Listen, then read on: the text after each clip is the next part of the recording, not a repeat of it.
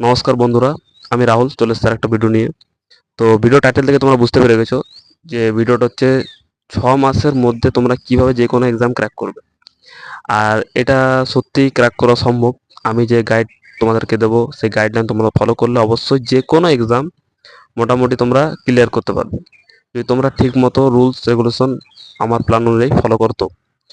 তো ফার্স্ট তুমি যে কোনো এক্সাম ক্র্যাক করতে গেলে কোন এক্সামটা ক্র্যাক করছো সেটা প্রথমে তুমি ঠিক করো। তুমি ঠিক করে নিলে যে আমি এই এক্সামটা ক্র্যাক করবো। ধরো আমি বলছি ডাব্লিউপি সাব ইন্সপেক্টরের কথা। তো তুমি প্রথমে টার্গেট করো যে আমি ডাব্লিউপি এসআই ক্র্যাক করব 6 মাসের মধ্যে। এবার প্রথমে তার সিলেবাস সার্চ করো। সিলেবাস সার্চ করে দেখে নাও যে তার কী কী সিলেবাস করে পরিচ্ছন্নভাবে লিখে নাও। লিখে নিলে এবার তোমাকে দেখতে হবে যে 4টে 5টা সাবজেক্ট হয়, তার মধ্যে কোন সাবজেক্টটা সব থেকে বেশি আমি কম দেবো। এবং প্রতিটা সাবজেক্ট অনুযায়ী একটা করে বই নিয়ে নিলে ভালো দেখে, ঠিক আছে? সেগুলো তোমরা ইউটিউবে পেয়ে যাবে যে কোন বইটার জন্য পড়া উচিত। নাহলে দরকার হলে আমি তোমাকে লাগিয়ে দিচ্ছি 5টা বই, এই ম্যাথ, জিকে, ইংলিশ, ঠিক আছে? এই বইগুলো তোমরা কিনে নিতে পারচেস করে নিতে পারো। এবার যে যে এক্সামের জন্য টার্গেট নিচ্ছ সেই এক্সাম অনুযায়ী বই পারচেস করে নেবে। তাছাড়া যদি তুমি নতুন হয়ে থাকো, একদমই কিছু না বুঝতে পারো, তো বহুত পেড কোর্স আছে, সেই পেড কোর্সগুলো তোমরা কিনতে পারো, অনলাইনে পেয়ে যাবে।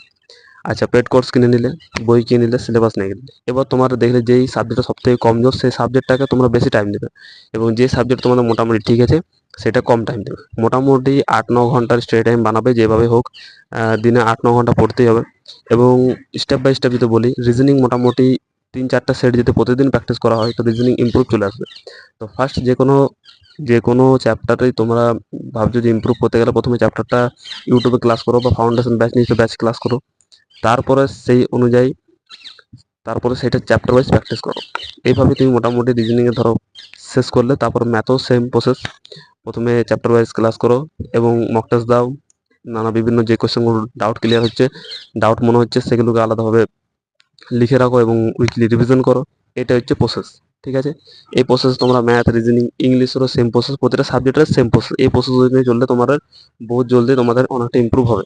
তারপরে তোমাদের মোটামুটি 60 থেকে 70% সিলেবাস যেই কমপ্লিট হয়ে যাবে। এবার মক টেস্ট দেওয়া শুরু করলে মক টেস্টের জন্য অনেক অ্যাপ পাওয়া যায়। টেক্সট বুক হয়ে গেল, বাইজুস হয়ে গেল, টেস্ট র্যাঙ্কিং আছে, ঠিক আছে? নানান তোমার যেটা সুবিধা হবে সেই মক টেস্ট অ্যাপ ডাউনলোড করবে এবং একটা সাবস্ক্রিপশন নিয়ে নেবে, 300-400-র মধ্যে পেয়ে যাবে। এবং তুমি টেস্ট লেখা শুরু করবে। টেস্ট দেওয়ার নিয়ম কী আছে সেটা তোমাদেরকে বলি। ফার্স্ট ধরো মোটামুটি 2টো টেস্ট দিচ্ছ। 2টো টেস্ট দিয়ে তো মোটামুটি ধরো তুমি 60টা কোয়েশ্চেন পারলে, 100টা কোয়েশ্চেনের মধ্যে 60টা পারলে।